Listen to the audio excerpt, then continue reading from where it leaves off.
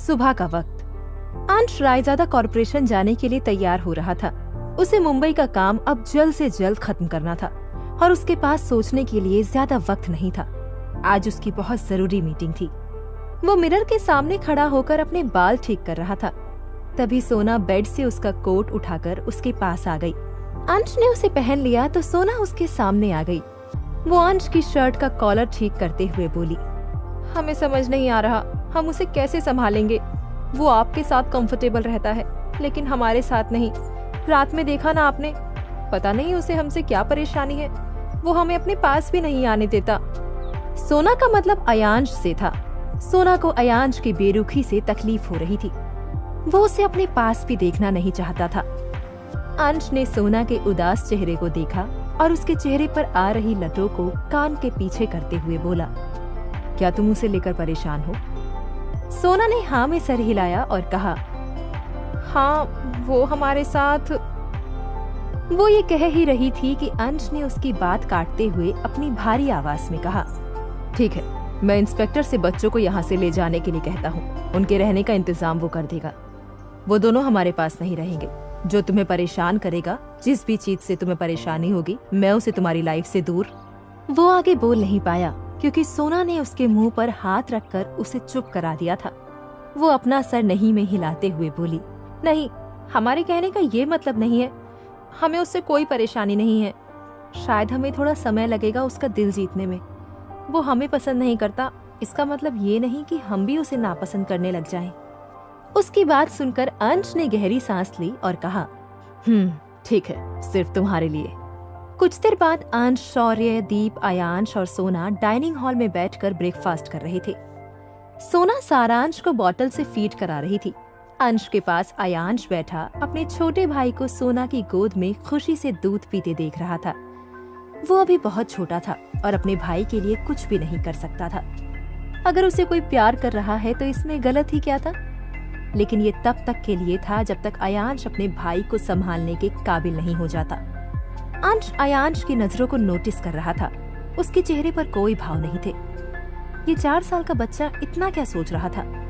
कुछ देर बाद सबने नाश्ता किया और अपने काम पर चली गई। दूसरी तरफ शिवा अपने फोन को देखते हुए खिड़की के पास खड़ा था। उसकी उंगली एक नंबर को डायल करते हुए रुक जाती है। वो कल से कश्मकश में था लेकिन आज उसने कुछ फैसला कर लिया था। उसने आखिरी बार गहरी सांस ली और आनंद का नंबर डायल कर दिया। कुछ देर में ही फोन उठाया गया। सामने से आनंद की भारी आवाज आई, हेलो शिवा, मुझे तुम्हारे फोन का इंतजार था।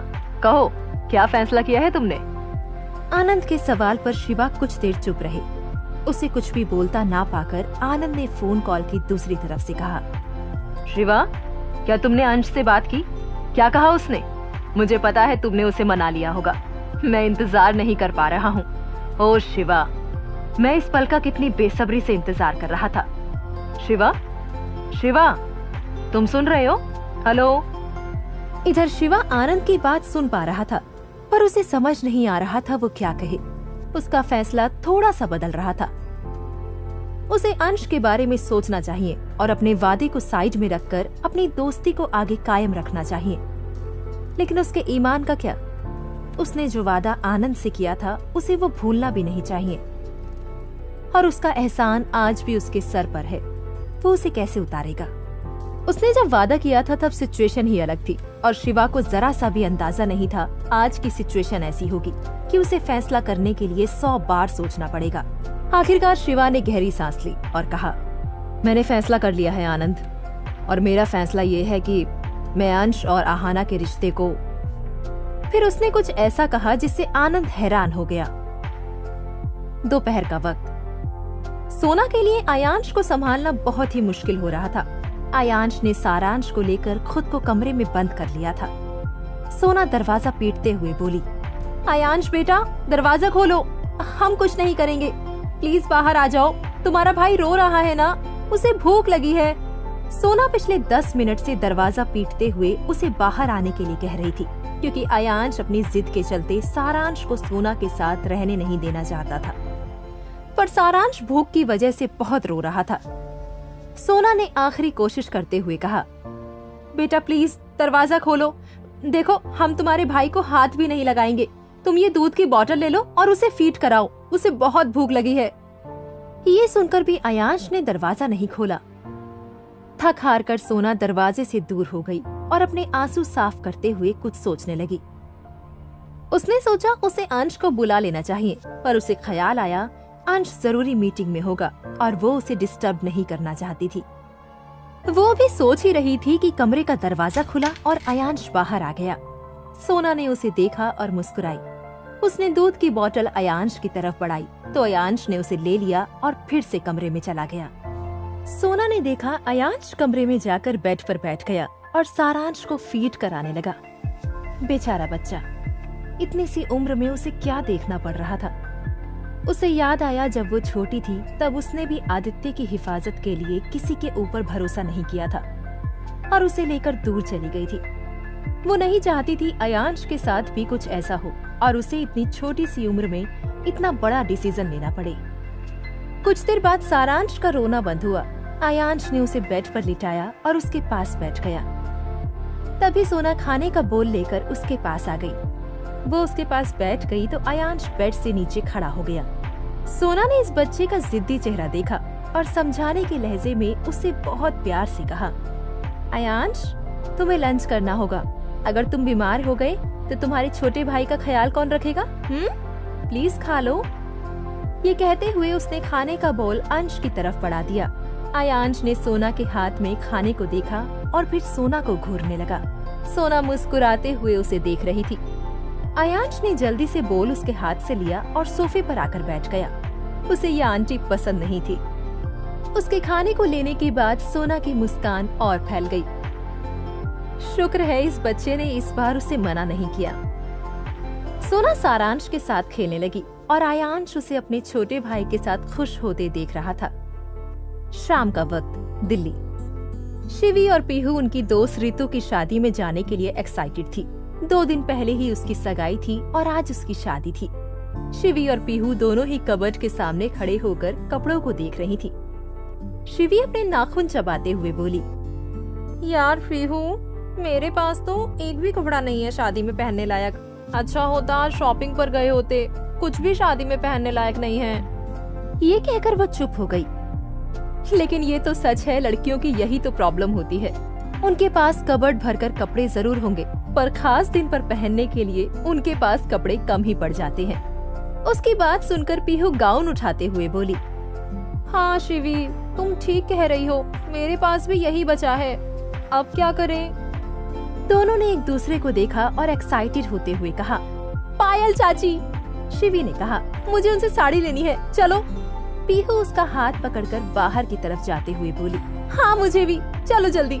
और वो दोनों पायल के कमरे में आ गई। पायल उस वक्त नकुल के नोट्स देख रही थी। उसने जब शिवी और पीहू को अपने कमरे में देखा तो कहा, क्या हुआ, तुम दोनों यहाँ कैसे?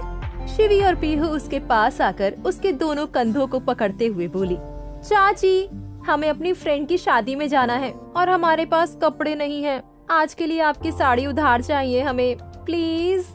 ये कहते हुए दोनों ने उसे आंखें टिमटिमाते हुए देखा। पायल ने दोनों को ऐसे देखा तो कहा, ठीक है, रुको मैं दिखाती हूँ। उसने नकुल से कहा, नकुल तुम बाहर जाकर खेलो। नकुल ओके मम्मा कहते हुए वहाँ से चला गया। आधे घंटे बाद दोनों खूबसूरत सी साड़ी में लिपटी हुई थी। शिवी ने डार्क ब्लू कलर की साड़ी पहनी थी और पीहू ने डार्क रेड कलर की साड़ी पहनी थी। वो दोनों बहुत खूबसूरत लग रही थी। पीहू खुद को मिरर में देखते हुए बोली, हाय, आज पार्टी में सब मुझे ही देखते रह जाएंगे, कितनी कमाल की लग रही हूँ मैं। ये कहते हुए वो खुद की ही नजर उतारने लगी। उसकी इस हरकत पर शिवी ने हंसते हुए कहा, पीहू, कोई तुम्हारी खूबसूरती देखे या ना देखे, तुम्हारी हरकतों से सबका ध्यान तुम्हारे ऊपर ही आ जाएगा। पीहू ने कहा, अरे मेरी जान, ये तुम मुझ पर छोड़ दो, देखना आज कैसे मैं सारे शहर के लड़कों को अपना दीवाना बनाती हूँ। ये कहते हुए उसने अपने बालों को पीछे झटका।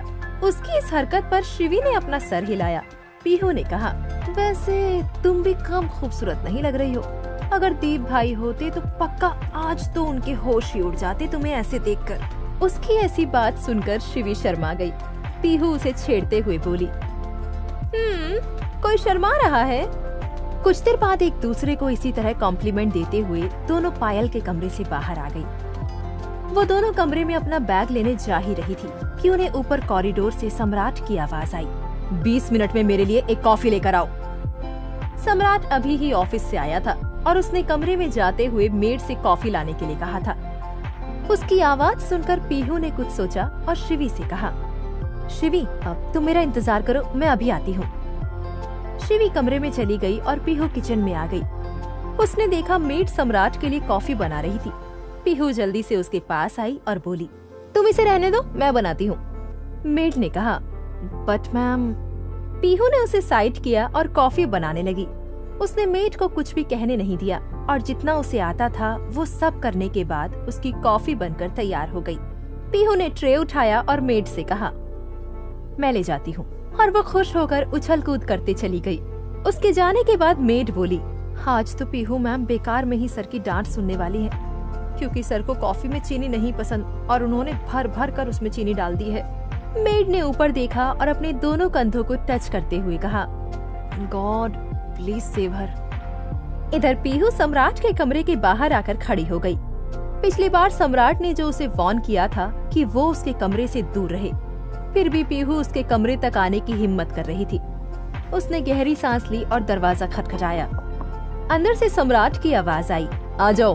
पीहू ने धीरे से दरवाजा खोला और अंदर चली गई।